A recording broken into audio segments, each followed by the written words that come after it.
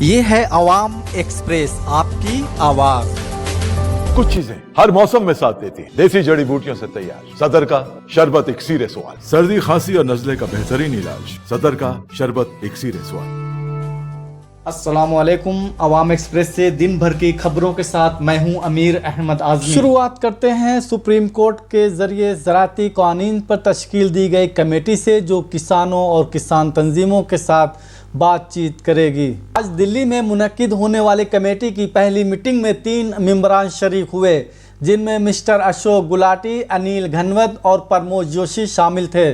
Committee के एक member Bhupendra Singh मान ने पहले ही खुद को इस कमेटी से अलग कर लिया था। मिस्टर घनवत ने बाद में सहाफ़ियों को बताया कि ये कमेटी ज़राअती कानून की मुखालफत और हिमायत करने वाले किसानों और किसान तंजीमों से बात करेगी। कमेटी रियासती हुकूमतों, रियासती मंडी बोर्ड, किसान तंजीमों, कोऑपरेटिव और दीगर मुतल्लिका फ़रीक़ों से भी तबादला ख्याल करेगी। उन्होंने बताया कि किसान तंजीमों को जल्द मुज़ाकरात के लिए मदऊ किया जाएगा। किसान पोर्टल पर निजी तौर पर भी अपनी राय का इजहार कर सकते हैं। वाज़ेह है कि ज़राअती कानून के नफाज पर पाबंदी आयद करते हुए सुप्रीम कोर्ट ने 12 जनवरी को ये कमेटी तश्कील देने का हुक्म दिया था।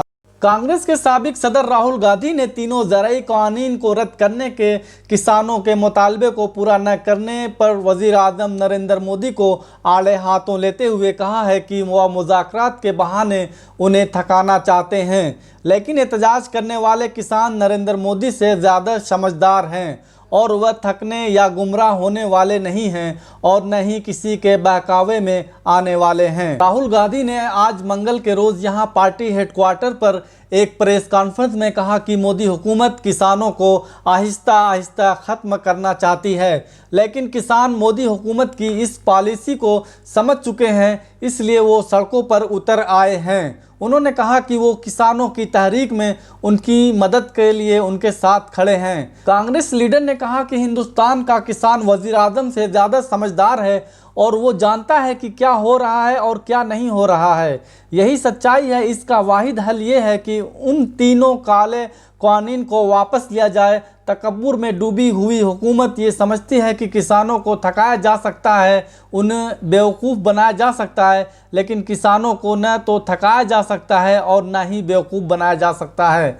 राहुल गांधी ने मोदी हुकूमत पर कुछ सरमाएदारों के मुफाद में काम करने का इल्ज़ाम आयद करते हुए कहा कि इस मुल्क में 4-5 नए मालिकान हैं। मोदी उन 4-5 लोगों के हाथों में पूरे हिंदुस्तान की खेती का ढांचा सौंप रहे हैं। गुज़िश्ता 6-7 वर्षों पर नज़र डालें तो हर सनअत में सिर्फ उन 4-5 अफराद की आज़ादारी कायम की जा रही है। हवाई अड्डे हों या टेलीकॉम के शोबे, जहां कहीं भी देखें सिर्फ उन लोगों की आज़ादारी कायम हुई है। उन्होंने कहा कि आज तक खेती बाड़ी पर किसी की आज़ादारी नहीं थी और हिंदुस्तान के खेतों का फ़ायदा किसानों, मज़दूरों, मुतवस्तित तबके और गरीबों को होता था, लेकिन अब मोदी ने इस सूरत हाल को बदलने का अमल शुरू किया है और इस वजह से किसान सड़कों पर आ गए हैं। हम सबको किसानों को अपना पूरा ताउन देना होगा। वज़ीर आज़म नरेंद्र मोदी 20 जनवरी को वीडियो कॉन्फ्रेंसिंग के जरिए उत्तर प्रदेश के 6.1 लाख मुस्तहकीन को प्रधानमंत्री आवास योजना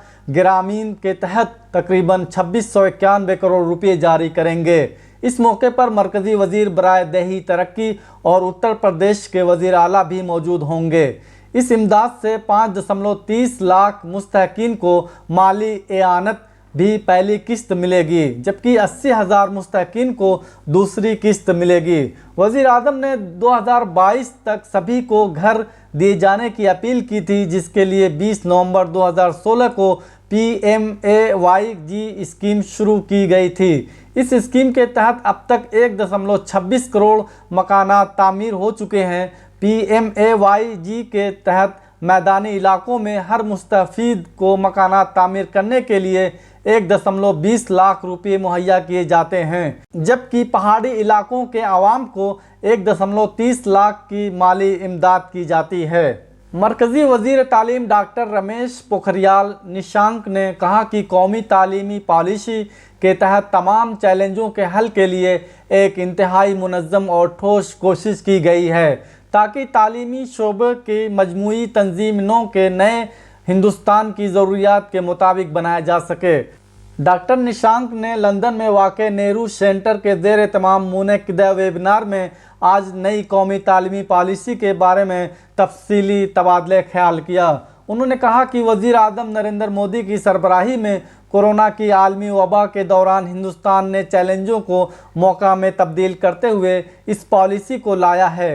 ये पॉलिसी वज़ीर आज़म से लेकर ग्राम प्रधान तक की तजावीज़ के बाद लाई गई है। उन्होंने कहा कि मुझे खुशी है कि कौमी तालीमी पॉलिसी 34 साल बाद आई है। इसमें तमाम चैलेंजों से निपटने के लिए एक नहायत मुनज़्ज़म और ठोस कोशिश की गई है ताकि आला तालीम के मैदान में मजमूई तंजीम नौ को नए हिंदुस्तान की ज़रूरियात के मुताबिक बनाया जा सके।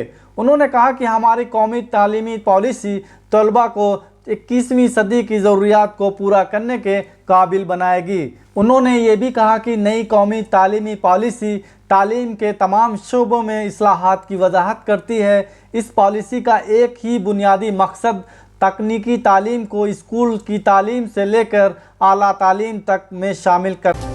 और इसी के साथ अमीर अहमद आज़मी को इजाज़त दें। अल्लाह हाफिज़।